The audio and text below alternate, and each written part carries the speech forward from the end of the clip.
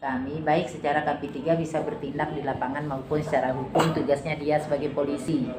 Karena salah satu dari anggota KP3 itu adalah satu kepolisian, yang kedua kejaksaan. Kita dua punya kabupaten kota adalah maka dua yang terlibat Pak Kapolres, Pak Polresnya yang dibawahi dengan Kasat Reskrim dan Kasat Intelnya.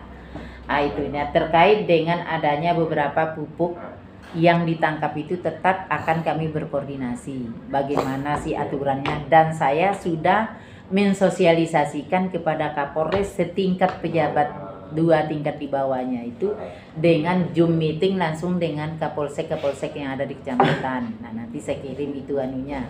Ya. Terkait masalah ada dugaan bahwa pupuk itu tidak berkualitas, bagaimana itu dengan hasil uji lab?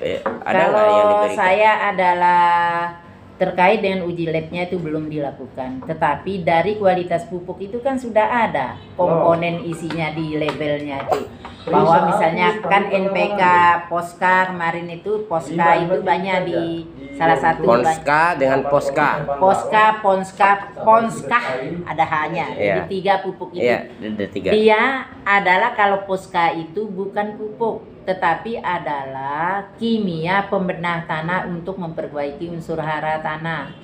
Itu ya, tidak ada tulisan pupuk di situ, dan saya sudah berkonsultasi dengan PI bahwa itu bukan pupuk tetapi unsur pembenah tanah. Itu adalah unsurnya itu sangat tinggi, adalah kalium K3-nya, artinya unsur kapurnya. Jadi tanah asam boleh dipakai, bukan NPK. Itu intinya. Kalau orang bilang NPK maka palsu. Kalau Poska itu ada lagi Ponska. Kalau Ponska itu memang ada memang ada izinnya, izin edarnya ada, karena dia itu NPK. NPK-nya itu adalah kualitasnya 14, 15, 16. Ada unsur NPK-nya masih tinggi di situ. Maka itu kategori pupuk. Bisa mengganti urea, setara urea NPK-nya. Kemudian yang ini lagi bahwa ada Ponska lagi. Ada 3 pupuk itu, Poska tanpa N, Ponska dan Ponska ada hanya sama.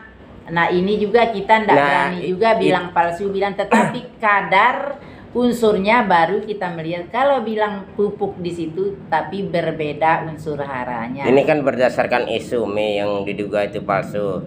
Nah, yang kita ingin tanyakan juga ini terkait dengan masalah uji lab itu, apakah yang dilibatkan oleh pihak kepolisian ada nggak lintas koordinasi kita daripada? Bisa belum ada. Iya. Karena itu tidak ada uji lab sebenarnya, karena kita tidak punya lab, kecuali pupuk itu kita bawa ke perusahaan tertentu.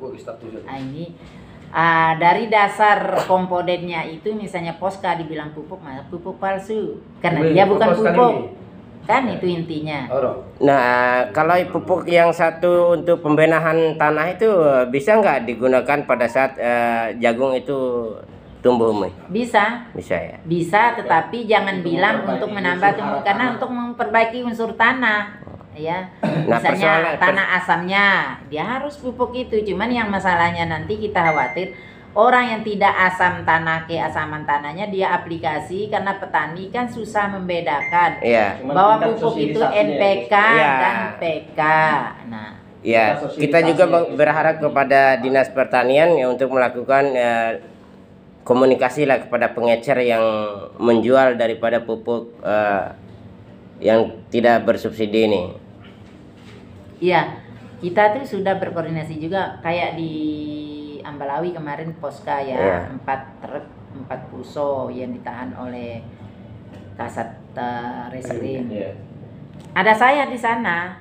Di mana, Mi? Di Wera, di Ambalawi. Oh, di Ambalawi. Pas saya pulang dari Wera, kebetulan ada Pak ini tibiternya telah menghadang pupuk itu 4, tetapi kemarin itu sudah ditahan,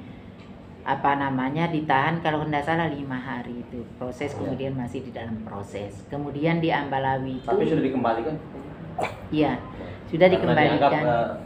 Tidak tidak masuk dalam ranah. Tapi memang itu beredar juga, ada izin edarnya Pak, ada izin Kementannya.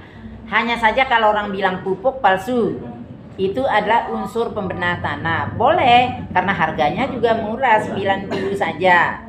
Nah itu kami sampai PI kemarin Pupuk Indonesia kita konsultasi. Tapi yang dijual ini Umi kan ya Iya. dalam gabungan ini Umi yang disimpan itu, apakah pihak masyarakat yang buta ini nggak mampu untuk memilih mana yang pupuk pembenahan atau pupuk Posca ini kan?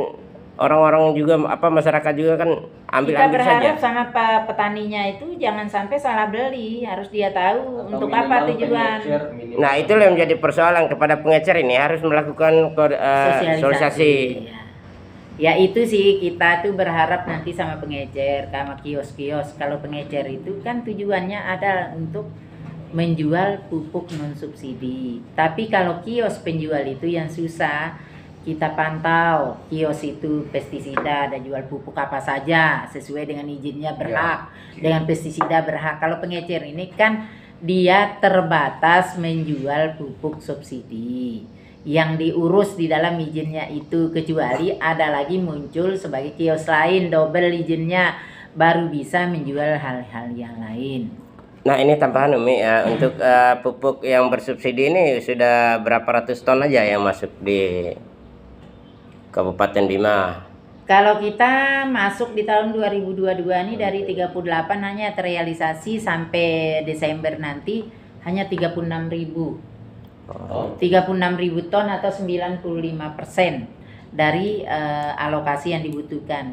Kenapa tidak yang lain yang 2.000 ton itu sisanya yang tidak tercair? Karena pertama ada perubahan regulasi dari Permentan nomor 41 ke Permentan nomor 10. Kami sudah sosialisasi mulai di tingkat bawah Kapolres dengan Zoom meeting dengan dengan Kapolseknya dan Dim dengan dan Ramilnya supaya satu bahasa. Jangan saja penyuluh kami saja mensosialisasi di tengah masyarakat, tetapi bagi Babinsa dan Kamtipmas, Kapolsek dan Ramil yang ada di kecamatan ikut membantu kami untuk mensosialisasi dalam satu bahasa dengan penyuluh kami. Ya tapi masyarakat pada intinya sekarang kan kewalahan untuk mencari pupuk Umi.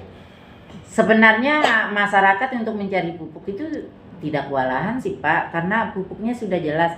Bagi yang tidak masuk ke RDKK kemarin itu ada 14.000 hektar pupuk cair yang telah dibantu oleh pusat. Oh iya. Itu tanpa ada pemotongan apapun, saya kawal sendiri itu dengan Pak kepolisian. Bagian sanggar udah dibagi atau belum Bu? Sudah Pak Johan. Belum dapat info yang sanggar itu. Nah. Langgudu? Langgudu sudah. Tinggal sanggar Tambora sana. Apa sudah ya? Sudah semua, tinggal sanggar Tambora yang belum. Mata kan tambah. Jadi itu kekurangan pupuk yang ada adalah sebenarnya 14.000 dikali 1 hektar itu 85. Bunda ya. Iya. 1 hektar itu ada 5 liter pupuk. Jadi 1 liter pupuk itu setara dengan urea 1 sak. Nah kemarin kan Umi tahun lalu kan 3.000 lebih kalau bagian sanggar. Nah sekarang kan 900. Mata itu Mi. Kok lipat 3 kekurangan kalau di Bisa bagian saja sanggar? pertama karena semakin hari, kalau 2021 itu belum menggunakan vegetasi ya. Kalau penginputan di tahun 2022 itu menggunakan vegetasi, sehingga yang nanam di lahan kemiringan